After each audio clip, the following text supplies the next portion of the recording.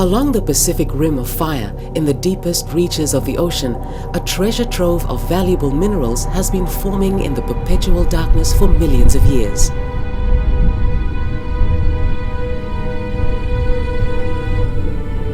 Because of increasing global demand, companies are now developing the high-tech ships and robotic mining equipment needed to harvest these sources of cobalt, copper, gold, manganese, silver, zinc, and rare earth metals from the bottom of the ocean.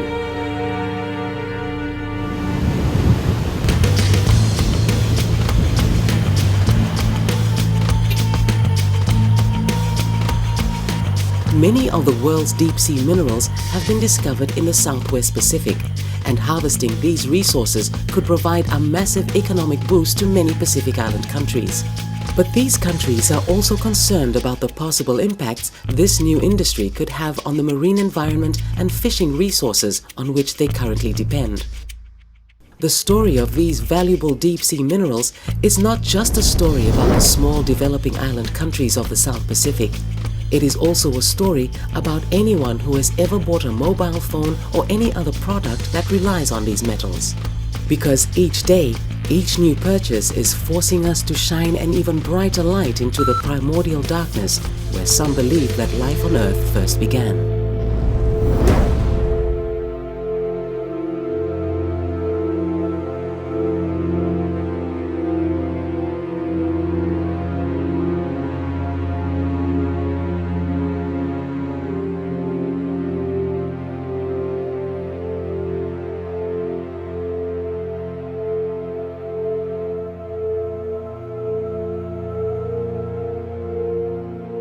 There's a strong school of thought that hydrothermal vents, in fact, offer the conditions that are most similar to what would have faced the origins of life on Earth.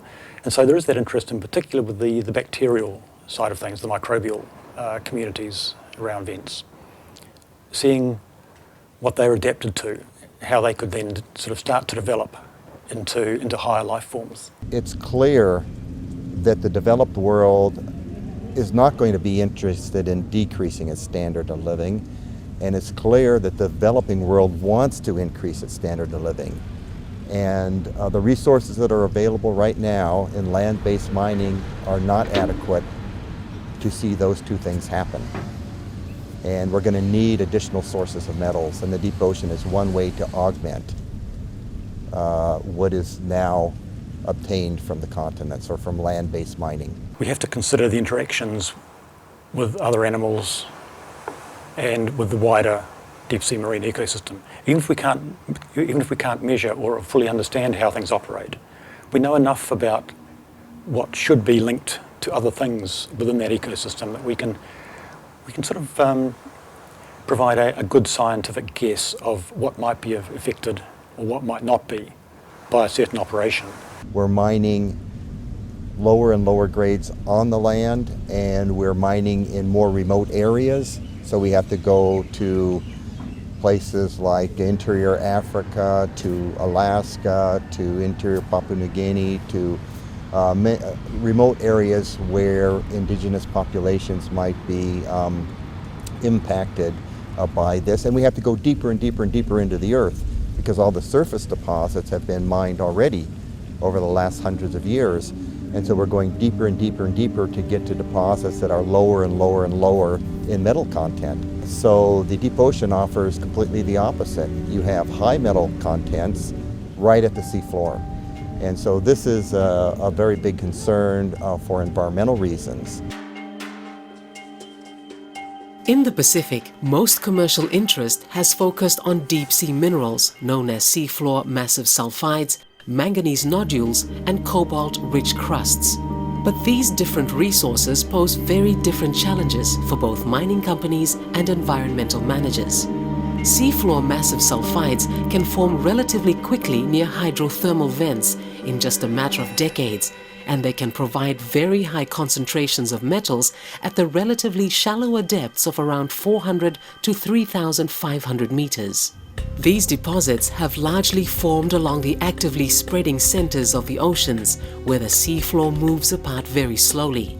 High-pressure, superheated water carries dissolved metals from deep within the earth. When it escapes through cracks on the ocean floor, it mixes with cold seawater, and the rapid drop in temperature forces the minerals to precipitate out into the surrounding seabed, where it can form into distinctive chimneys.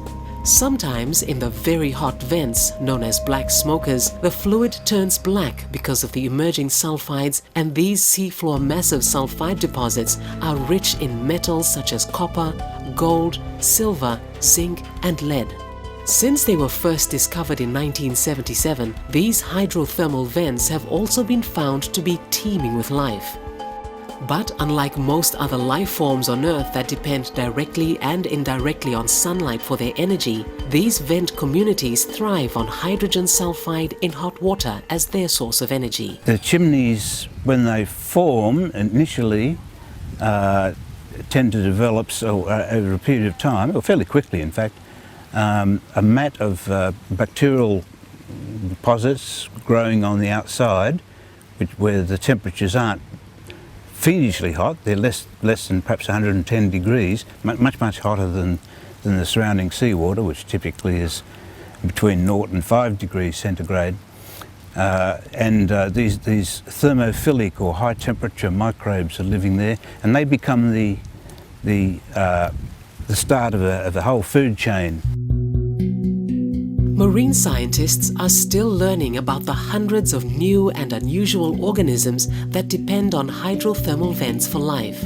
Organisms like giant mussels and mouthless tube worms rely on the symbiotic bacteria living inside them to process these chemical-rich waters. Mussels, for example, are an important type of animal that's commonly found around South Pacific hydrothermal vents.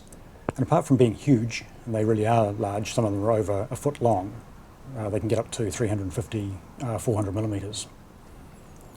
They're similar in shape to the ones which you'll see in rocky shore systems. But what separates them is that they are adapted to feed off the hydrogen sulfide that is emitted from these hydrothermal vent systems, so that they don't rely upon the carbon-based photosynthetic system, which is fundamental for most human life. They actually utilise the sulfides. And that's pretty cool, because hydrogen sulfide is, of course, as we know, toxic to us and, in fact, most forms of life. In the young chimney environments, there's a lot of unique fauna, odd snails, tube worms, mussels, blind crabs, blind fish, and so on that live there, which are unique pretty well to that environment. And so whilst these deposits are forming, there's a lot of concern about the fauna, the biota, and if people were to start mining those, then it's got to be done in a responsible way that's not going to wipe them out.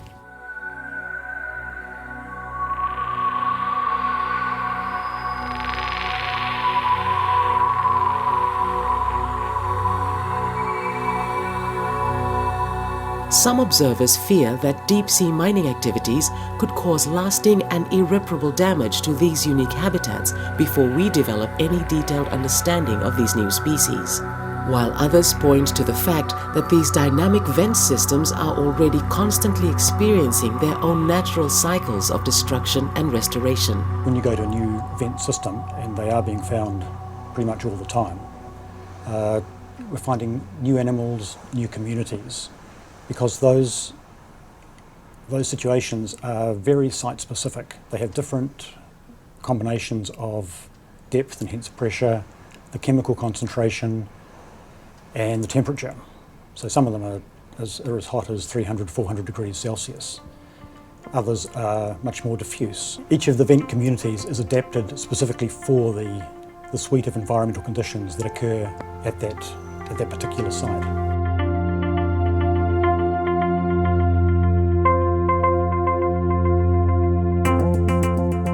Some scientists believe that if the right management systems are put in place, the potential impacts of mining these vent systems can be minimized. Others also point out that these deep-sea minerals will be critical for developing the green technologies needed to help break the world's dependence on fossil fuels. Most people don't realize this, but green technology, for example, solar cells, wind turbine engines, electric cars, hybrid cars, And a lot of these kinds of things require large quantities of rare metals. Metals that we do find in the deep ocean, metals like the rare earth elements, metals like gallium, indium, tellurium, and some very, very rare things that are not abundant on the continents and that green and high technology applications absolutely require. In 1997, the Canadian company Nautilus Minerals was granted the first offshore exploration license in Papua New Guinea. It plans to use underwater robotic technology to extract up to 1.3 million tons of seafloor massive sulfide ore per year from a dynamic vent site in the Bismarck Sea, 30 kilometers off the west coast of New Ireland.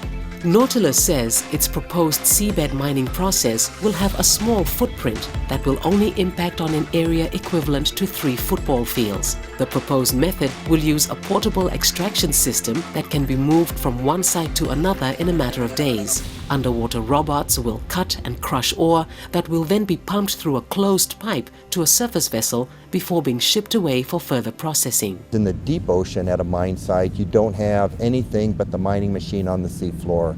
There's no infrastructure there. There's no roads, there's no buildings, there's no processing plants, none of that occurs. So that kind of environmental advantage to the deep ocean is really, really significant. The vehicles they're using, or they are likely to be using down on the seafloor, is crunching up, to grinding up some of the rock to get at the sulfide. It's then pumping it up to the surface, and then the discharges are coming back down from somewhere between the vessel and the seafloor. So there's a lot of potential impact that we don't really understand until the operation starts and until we actually see whether the ideas of a brand new mining operation and whether the technology that's being talked about and designed is actually going to be effective at reducing the impacts. But mining companies say the reason they have been looking for extinct black smokers in dynamic vent fields has as much to do with basic engineering practicalities as protecting marine life. One of the reasons why commercial interests are targeting the inactive seafloor massive sulfides, simply because there is no danger associated with mining seafloor massive sulfides.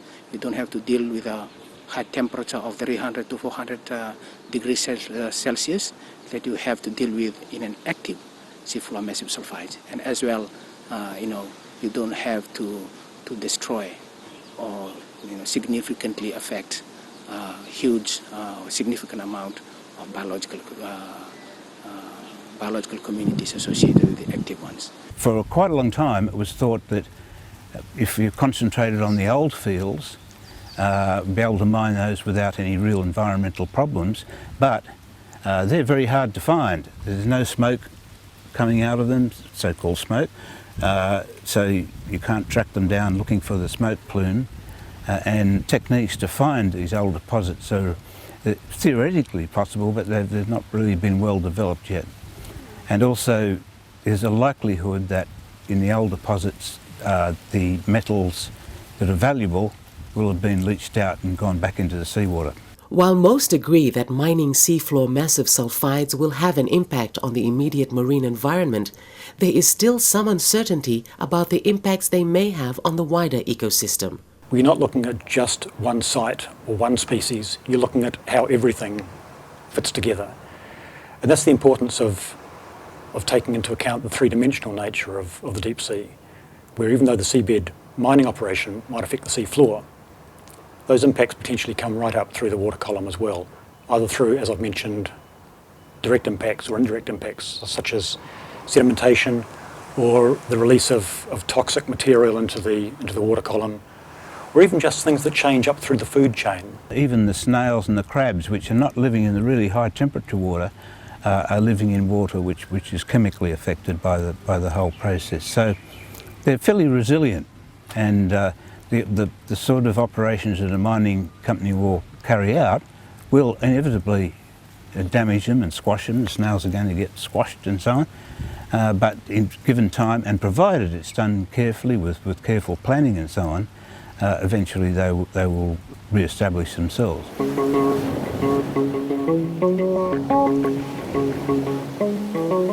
In the South Pacific, most commercial fisheries include tuna at depths of 300 to 400 meters and snapper fisheries down as far as 500 meters. All these fishing resources are shallower than proposed mining activities for seafloor massive sulfides at around 1,000 to 3,500 meters and far shallower than the much deeper manganese nodule resources that sit at 4,000 to 6,000 meters.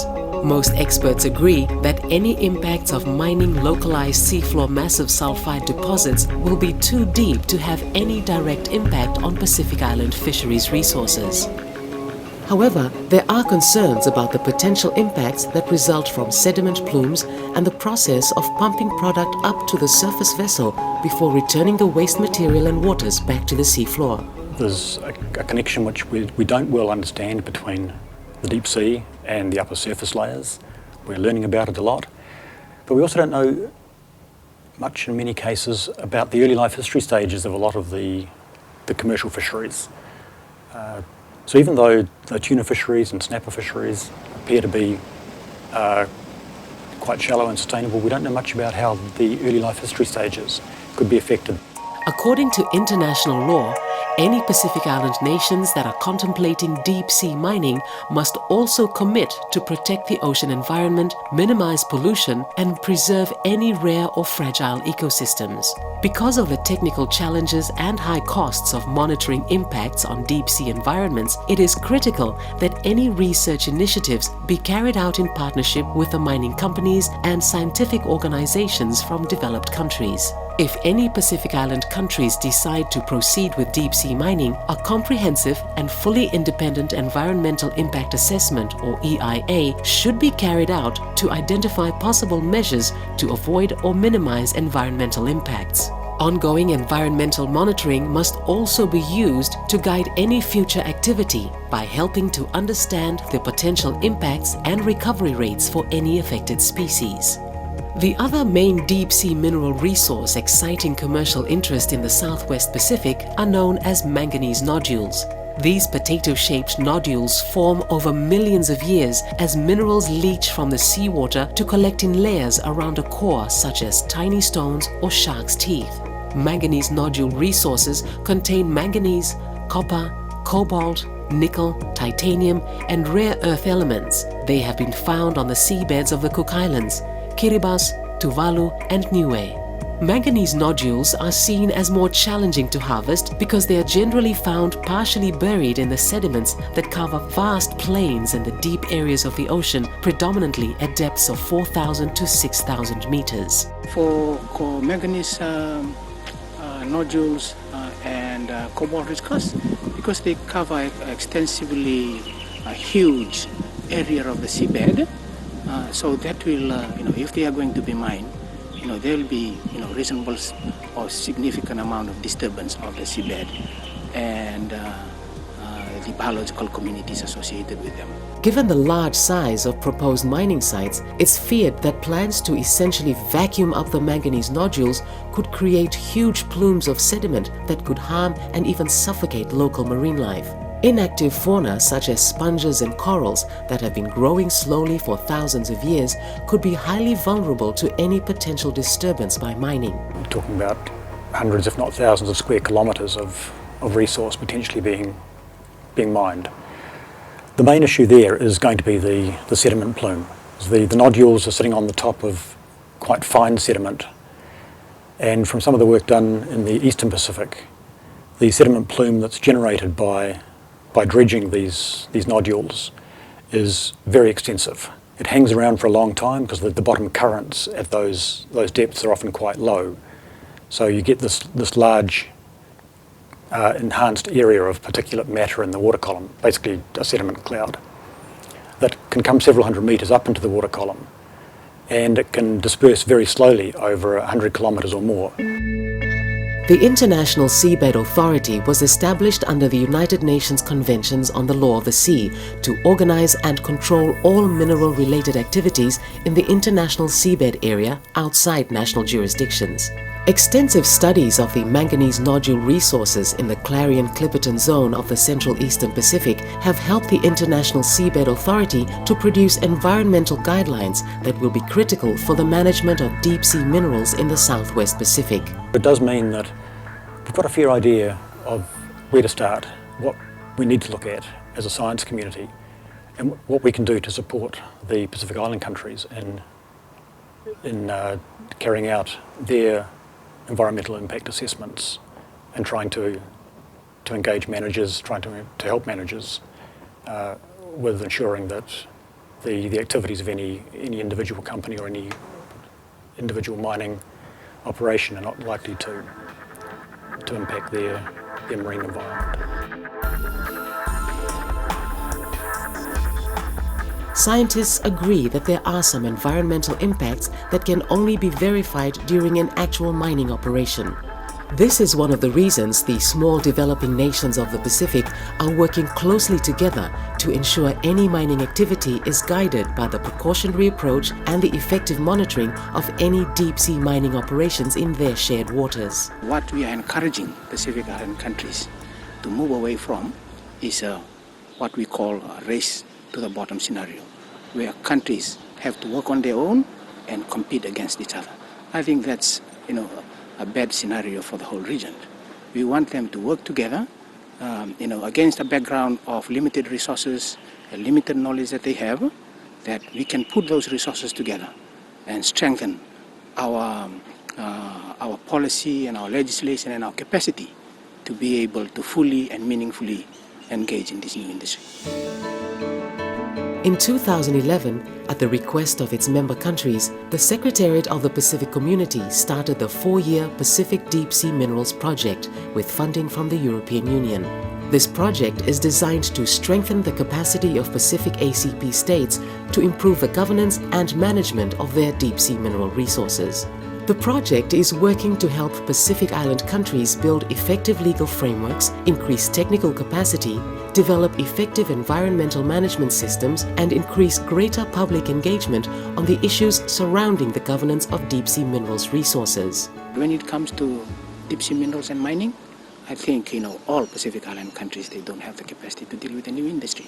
So that's where the project comes in, and the project is only part of the answer. We are trying to engage all the stakeholders and at the same time build capacity in the region, but we need a longer intervention or a longer project to assist Pacific Island countries to make sure that they have the capacity, that they have the resources to ensure that they manage their resources in a much better way.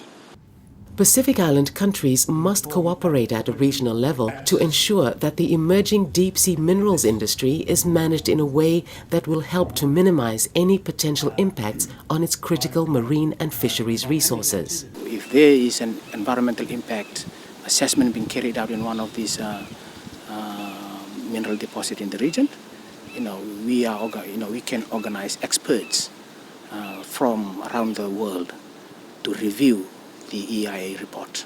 So that's another contribution that we have put on the table for the countries, that we can offer the country.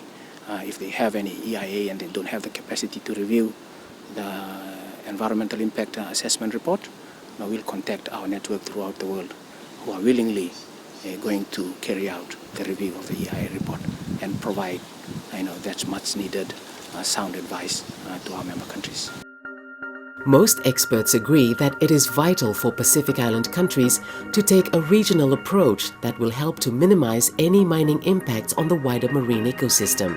Such an approach would include efforts to ensure that mining does not occur in known spawning areas for important marine resources. It would also help to increase understanding on how the discharge of processed waters will impact on marine species. Countries must also ensure that the impacts of any sediment plumes generated by the seafloor mining operations are assessed before mining starts. The way forward to ensure that we don't make a real mess of it is to ensure that we're protecting areas that will ensure that the deep sea ecosystem can still continue to function, even if there is some mining operation affecting parts of it. There's going to be an impact, but the impact can be minimalized. There's a lot of things that can be done with biological corridors. We're leaving parts of the seafloor unmined so that the areas can be recolonized, working in areas where the larvae of organisms will be upstream from the bottom currents and bring larvae down to the mine site once the mining is done to help repopulate the areas. So there's a lot of things that can be done to see that the impact, the environmental impact, is minimal. It's not going to be zero. That will never happen. It will never be zero. There will be some impact always, but it can be minimized, and that's the real goal of all of it. That's the real goal and the benefit for all of the human race.